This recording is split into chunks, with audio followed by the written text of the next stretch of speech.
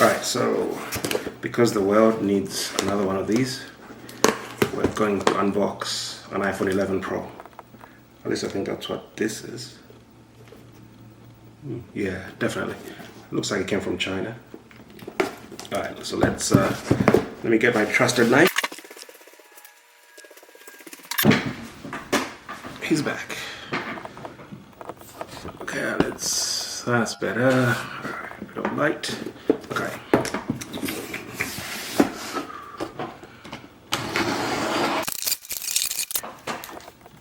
Ta-da! There it is. This is the midnight green color, so I like to call it military green because, you know, I'm a macho man. Alright, so let's get it out of the box without dropping it. Okay, so the back actually isn't covered, just the front. Okay, so the front, as you can see, looks just like the iPhone 10, but the back is where it's at. 3 lens, matte finish, which actually feels really good. It doesn't feel as slippery as the iPhone 10. So we're gonna take this plastic off.